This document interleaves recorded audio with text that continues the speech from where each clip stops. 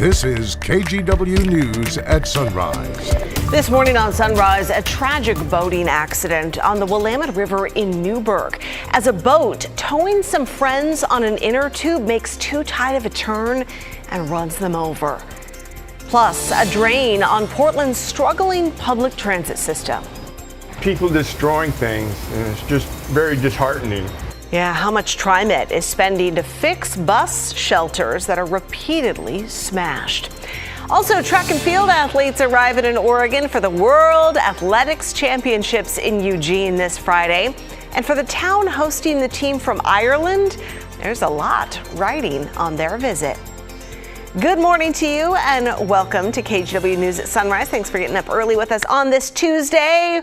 Woo! You staying cool out there? Let's check in with Rod Hill in the Weather Center. What did we hit yesterday? 96 out of PDX. It was 98 in Salem, and it still looks like here on the west side of the Cascades, that was the hot weather. We're going to take it down about 5-6 degrees on average today, so I think you'll notice it not being as bad.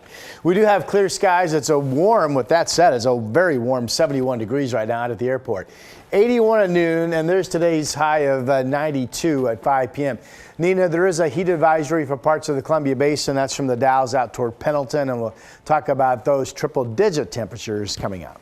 All right, Rod, thank you. Start with your local news now, and a tragic accident on the Willamette River. 2 young men were rushed to the hospital yesterday after they were hit by the boat that was towing them. It happened while they were tubing near Rogers Boat Ramp in Newburgh. Catherine Cook spoke with rescue crews at the scene. Before Yamhill County deputies wrapped it with police tape, this boat was on the Willamette River in Newburgh Monday afternoon.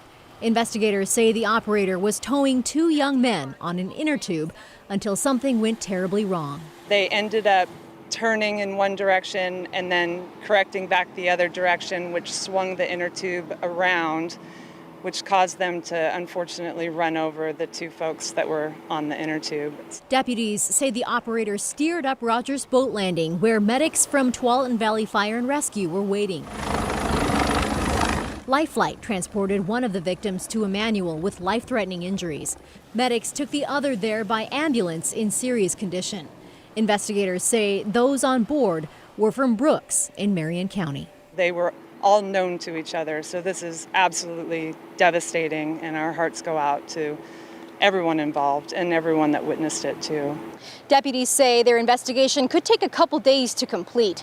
They're asking anyone who may have seen something unusual related to the boat to let them know. They say the operator showed no visible signs of impairment, but that lack of experience may have been an issue. It was my understanding that he has operated a boat before but doesn't have a lot of experience towing the tuber.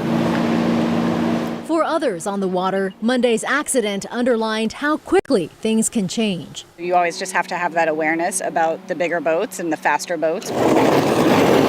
Kayaker Courtney Rissy saw the emergency vehicles as they arrived. It's wretched, and I feel for their parents and family and friends, and you think you're going out for a good time and fun afternoon, and anything can happen. With the hot weather, obviously we see a lot more waterway usage.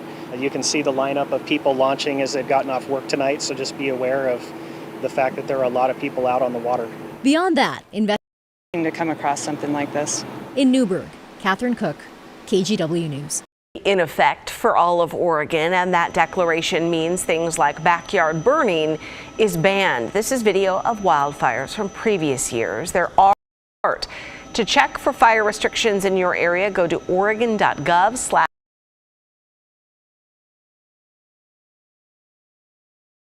Clark, Cowlitz, and Skamania counties are all implementing them starting this Friday. So that means no open burning, and all burn permits that have already been issued will no longer be valid.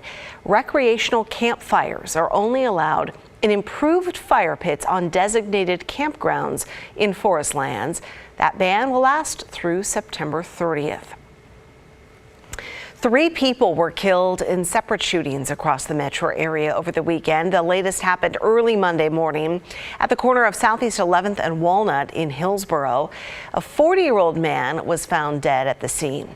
Another happened Friday night near Southeast Powell and 112th in Portland. A person was shot and killed, another injured. And no arrests in a Sunday night shooting that left a man dead near Northeast 12th and Prescott in Portland. All these shootings remain under investigation. This morning, we're taking a closer look at the fentanyl crisis and one solution health leaders say everyone should know about. That drug is Narcan, and when injected, it instantly reverses the effects of an overdose and brings the person back. But experts say in the face of a worsening problem, it's critical everyone know how to get it and how to use it. Here's Alma McCarty. Fentanyl, a powerful synthetic opioid, much deadlier and much more potent than other illegal drugs, continues to sweep through Oregon communities.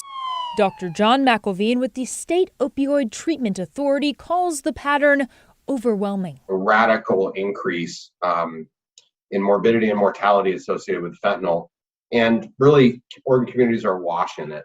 Fentanyl has really replaced things like heroin in the drug supply. OHA reports that over the last 30 months, fentanyl has become a leading cause in overdose deaths, jumping more than 600% between 2019 and 2021. Current data shows 2022 will be no different. So obviously more reach, right? Greater reach of folks, unfortunately, again, and a greater potency. It's really a not to be overly dramatic, but it's a deadly combination. And how fentanyl's really permeating. Though the need is there. Many folks who suffer fatal overdoses don't have usage of Narcan or naloxone. He says some people are still hesitant to carry it or use it. Even though it's fully legal, it's fully covered with your insurance, including OHP. I want to make that really clear. There's a stigma attached. That's why health leaders are urging the use of the rescue drug because it's easy to use and it saves lives. OHA is providing online resources about naloxone, like this map that specifically lists the Oregon pharmacies distributing it. It basically kicks the opioids off the receptor, so it interrupts that process of euphoria, analgesia. What overdose is caused by is it's an overloading of those receptors, right? It's as if you stacked opioids on top of opioids on top of opioids. And this is directly related to our issue of, opioid naive people that experience overdose. That was Alma McCarty reporting. Health officials are also reminding Oregonians about the state's Good Samaritan law. That protects the person who calls 911 for help, as well as the person who OD'd, against possession and paraphernalia.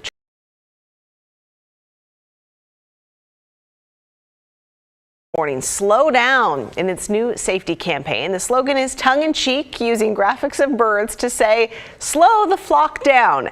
It's in response to the increasing number of traffic deaths and injuries. You can expect to see these billboards and events around town and on social media. Well, now to a great update on a stolen motorcycle that was taken from a 75-year-old Navy veteran in Gresham. Last week, he's a member of the Patriot Guard Riders, and he uses his bike to help. It still works and runs, but whoever stole the bike took the